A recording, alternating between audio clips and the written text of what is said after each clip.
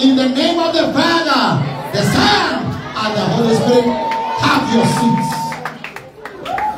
Wow. There is something we will never miss in these meetings. The presence of God. Because Betty walked with the presence of God. Betty composed her songs in the presence of God. And Betty has left God to us. So asanteni sana, asante mtumishi.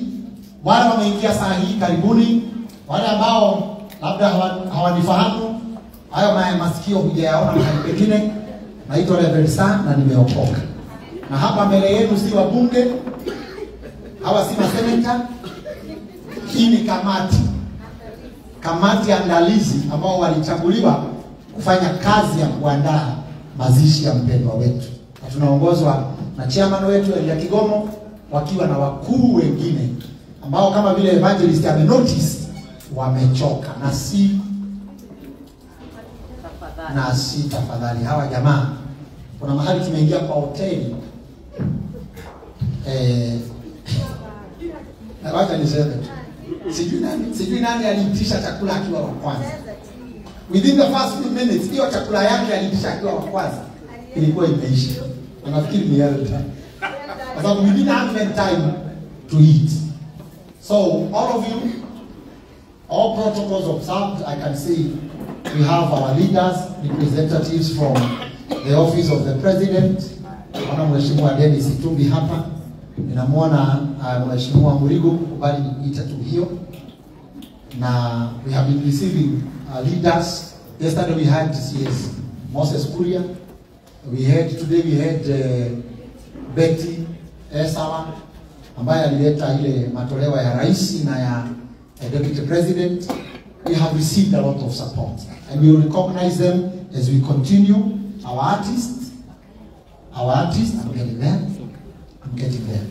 Our artists, both secular and gospel, urban and uptown and Kikuyu artists, asante for being here.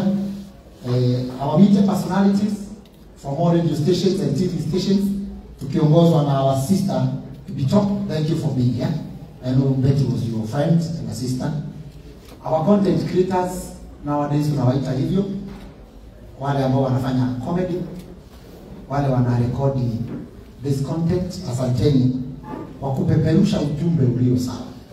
Na pia wale pia wamekatakata ujumbe zetu, wakakatakata mahali wanataka, kwa sababu kuna wanatafuta tu mahali fulani amesema, anakata hapo, anaisambaza, tunatukanwa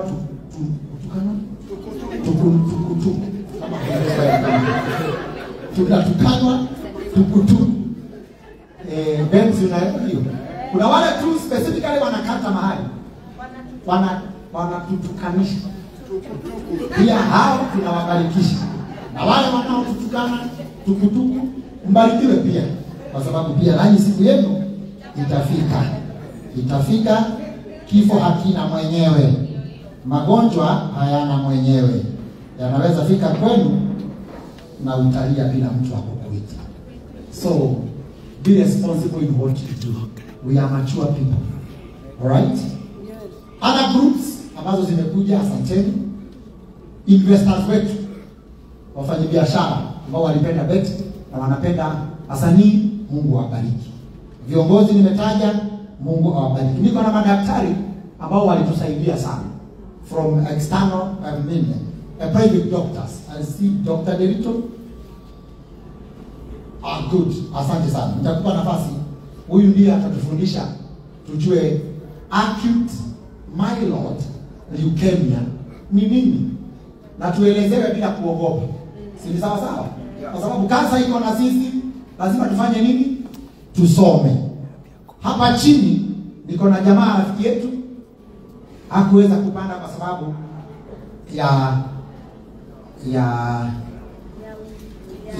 hiyo.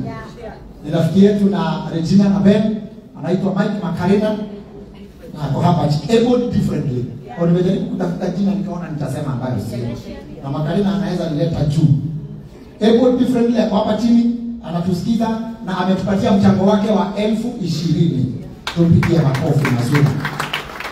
If you allow me, I'll announce other things later, but kwa hii kamati tuko na coordinator wetu ambaye ni